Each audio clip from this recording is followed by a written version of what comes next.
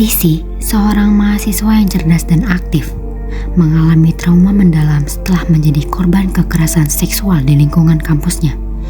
Kejadian tersebut membuatnya merasa tertekan dan kehilangan semangat belajar. Sahabatnya, Ufa dan Meli selalu setia mendampinginya dan memberikan dukungan penuh kepadanya. Bu Nanda, dosen jurusan tempat Sisi berkuliah, juga berusaha membantu Sisi untuk mendapatkan keadilan. Namun, Sisi merasa sulit untuk bangkit dari rasa traumanya dan membutuhkan bantuan profesional untuk menyembuhkan trauma tersebut.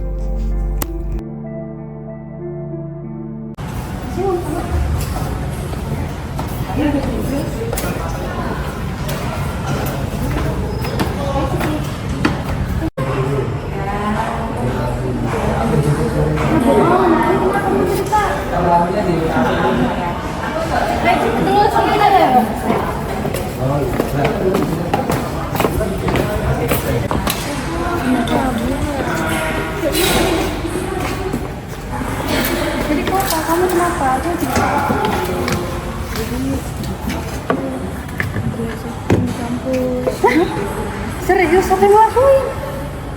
Aku nggak berani bertanya, aku takut. Udah tenang aja, kamu gak usah takut, kayak kita gak bakal ada yang macam-macam lagi sama kamu. Cerita aja sama kita, gak apa-apa. Cewek.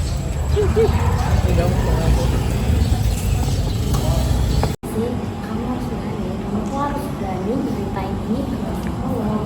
Ini tuh buat kebaikan kamu sendiri gitu loh. Iya, cuma tapi aku tuh takut, Pak.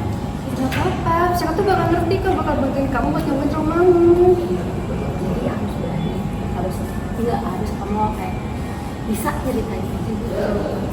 Dan kamu lega sendiri gitu loh. Aku salahnya. Kamu cerita loh udah. Sisi, kamu kenapa? Kita cerita dalam aja. Kalau kamu lebih enak cerita dulu.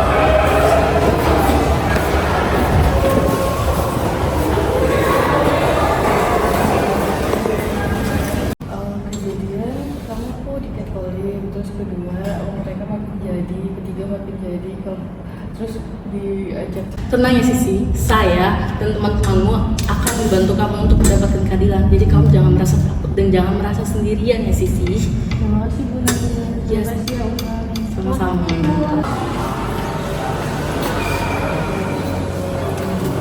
Sih, gimana kabarnya?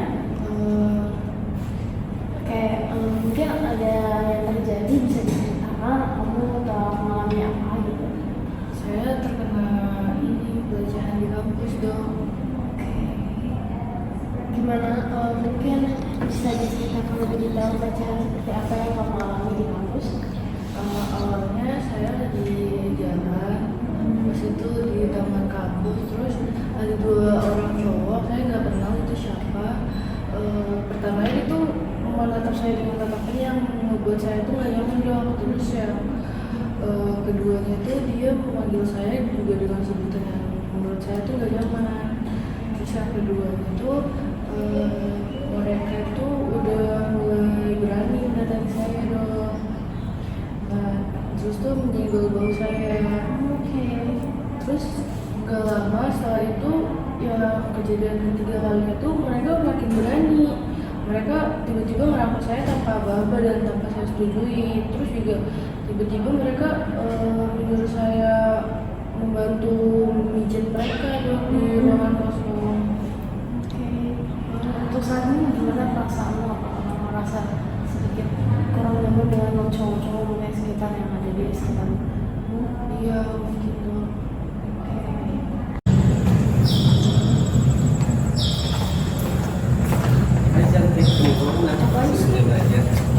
Gitu dong.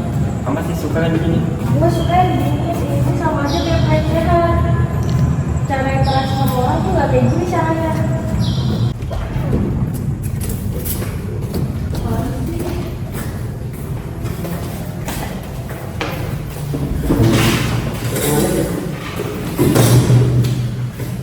Cantik, kamu bisa pijetin abang nggak? Enggak. Apaan sih? Ayo bareng kita. Apaan sih kalian nih? Lagi capeknya aku. Ya udah. ngapain sih kalian begitu? Geetis tahu, itu tuh pelecehan seksual dan ganggu dia lagi. Apa sih kan? Ngikutin urusan kami aja. Kurang ajar kamu, awas ya kalian masak sampah. Ah, asik ya Ki. Ayo kita pergi aja Ki. Asik.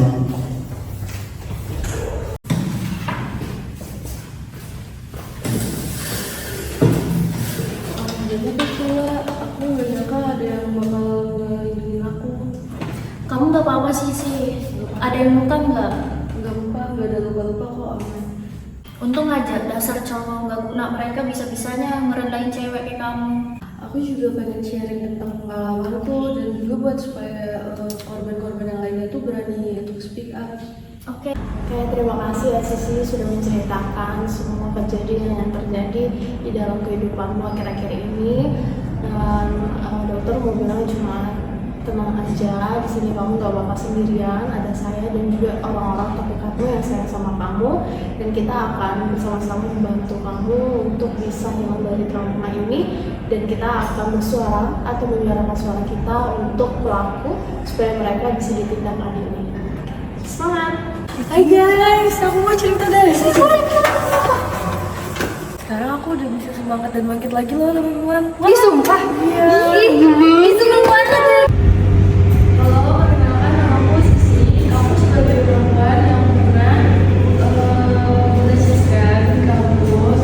Awalnya tuh aku takut berlawan, terus akhirnya karena teman aku support dan mendukung aku untuk bangkit lagi, jadi aku jadi berani melawan dan speak up ke orang-orang. Buat kalian jangan takut, segera laporin kejadian tersebut ke pihak yang berwenang dan carilah bantuan profesional.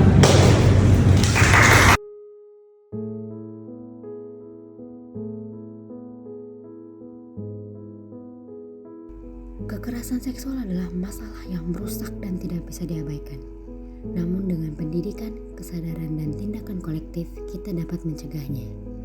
Beberapa langkah yang dapat kita ambil bersama untuk mencegah kekerasan seksual adalah: 1. Pendidikan seksual yang komprehensif.